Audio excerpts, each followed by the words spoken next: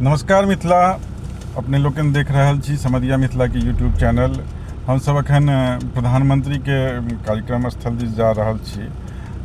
जखन पटना से विदा भेल रही तऽ जे छै से पटनो में जे छै से मोदी के माहौल छै। आ जेना जेना आगू बढ़ि रहल छी तऽ तना मोदी के माहौल जे छै से नजर आबि रहल छै।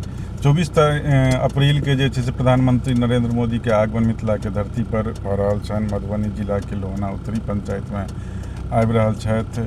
आ प्रधानमंत्री के आगमन के देखैत जे छै से बहुत रास आशा आकांक्षा जे छै से मिथिलावासी के मन में छनि। युद्ध स्तर पर तैयारी चलि रहल छै। गाम के तऽ लोहना उत्तरी पंचायत के जे ओ सुखलाराही वाला क्षेत्र छै भैरव स्थान थाना के बगल में, ओकरा तऽ एकदम दुल्हिन जकाँ जे छै से सजा देल गेल छै, सजायल जा रहल छै। बल्कि एकदम हमरा अखन जे छै से विद्यापति के ओ पंक्ति मोन पड़ि रहल अछि, कामनी करे स्नाने।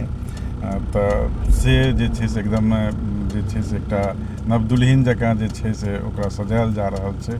आ ओकरा संगे जे छै से बहुत रास आशा आकांक्षा छै मिथिलावासी के मन में। अखन जे छै से हमसब किछु सोशल मीडिया देखैत रही तऽ सोशल मीडिया पर में जे छै से बहुत रास मांग सबके देखलिए जे प्रधानमंत्री आबि रहल छथि तऽ ओ जे छै से मिथिलावासी के जे एकटा बहुत गंभीर समस्या छै बाढ़ि, ओहिसे मुक्ति भेटे मिथिलावासी, ओकर स्थायी समाधान निकले से बहुत दिन से प्रधानमंत्री से ई बात के आशा छनि। संगे जे छै से ओ जे जगह पर आबि रहल छै तऽ ओ कतौ ने कतौ एकटा हिस्टोरिकल प्लेस सेहो छै जतऽ ओ आबि रहल छै तऽ ओकर ठीक सटले जे छै से विदेशर स्थान छै जे मिथिला के प्रसिद्ध तीर्थ स्थल में से गिनल जाइ छै।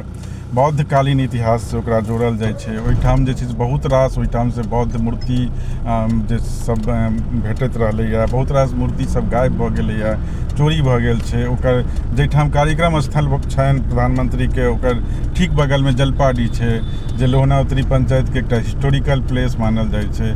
जतऽ आबि रहल छै, जतऽ कार्यक्रम स्थल छै, ठीक 2 किलोमीटर के दूरी पर गौरी शंकर स्थान छै जे कनाटकालीन पाल वंश से जोड़ि के ओकरा ओहि स्थल के देखल जाइ छै।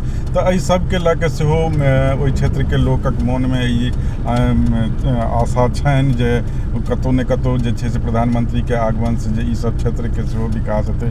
की हेतै केना हेतै से तऽ भविष्य बतेतै।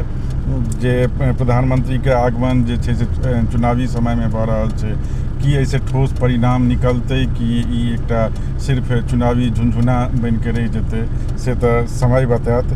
ताबत तक अहाँ सब हमरा सब संगे बनल रहू। धन्यवाद।